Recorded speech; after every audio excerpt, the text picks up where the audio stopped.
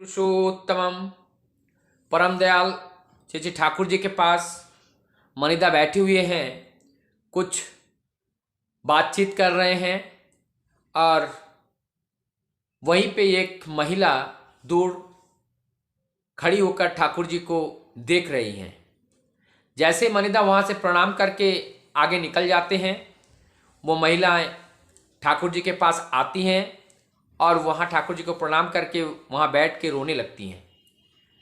और ठाकुर जी ने सारे बात जब उनसे पूछते हैं तो वो कहती हैं कि मैं अपने ससुराल और नहीं जाऊंगी जहाँ मेरी शादी हुई है।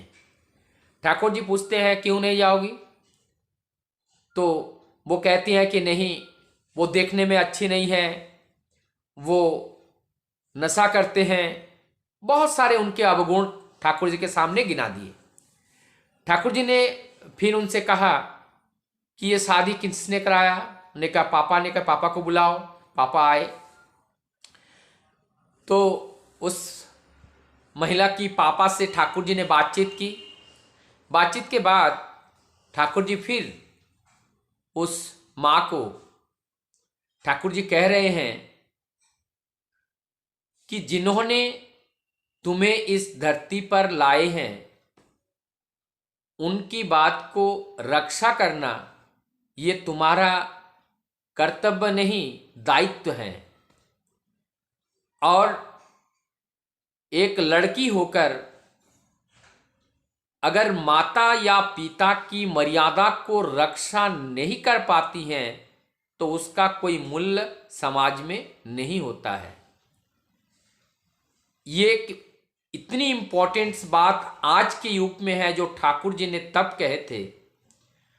आज हमारे प्रत्येक घर में प्रत्येक जो बच्चे हैं, लड़का हो या चाहे लड़की, वो आगे चल करके समाज का एक मेरुदंड है, बैकबोन है। उनको ये समझना चाहिए हमारा प्रत्येक कर्म समाज देख रही है और इस कर्म के ऊपर हमारी माता पिता का जो मान मर्यादा है इसके ऊपर टिके हुए हैं। तो अगर मैं अपने माता पिता का सम्मान या उनको सम्मान को बनाए रखना चाहता हूं तो ऐसा कार्य ना करूं जिससे मेरे माता को, मेरे पिता को हमारे वजह से उनको झुकना पड़े।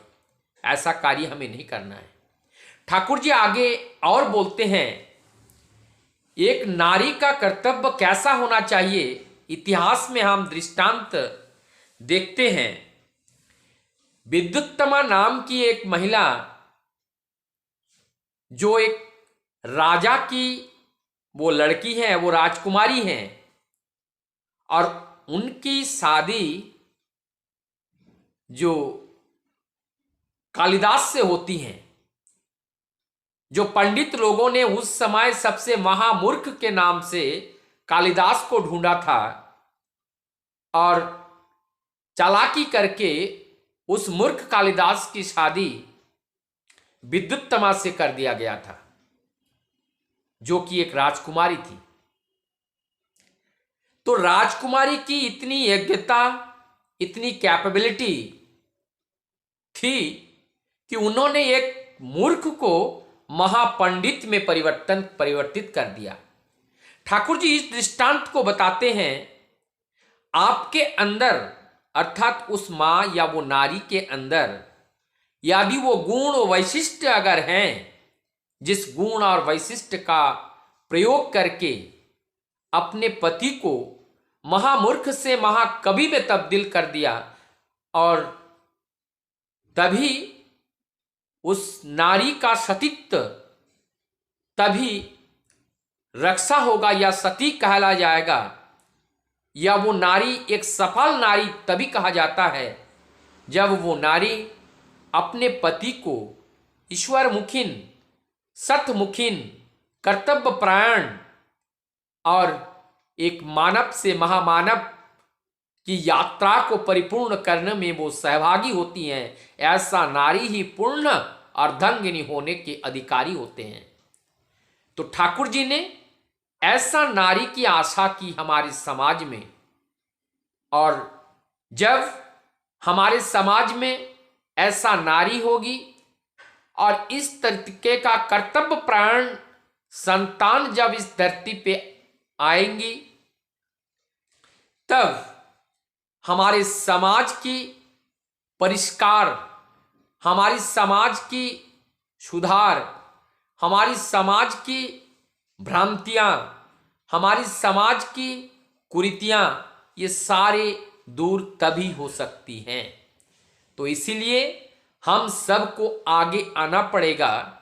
केवल परम दयाल यानी कि पुरुषोत्तम, उनको जीवन में लेकर चलने का अर्थ ही हुआ उनकी कही हुई जो बात है, उनकी कही हुई जो आदेश निर्देश हैं, वो हमारे लिए महामंत्र के समान हैं। इसलिए कहते हैं मंत्र मूलम गुरु वाक्यम। तो गुरु का जो वाक्य है, गुरु का जो निर्देश है, वही हमारे लिए महामंत्र हैं। और मंत्र किसे कहते हैं? जो हमारे मन को त्राण करते हैं। मन जब दुख में, दरिद्र में, कष्ट में, असहाय में जब पड़ जाते हैं, उस मन को निर्मल और पवित्र बनाने के लिए महामंत्र रूपी गुरु का वाक्य होते हैं।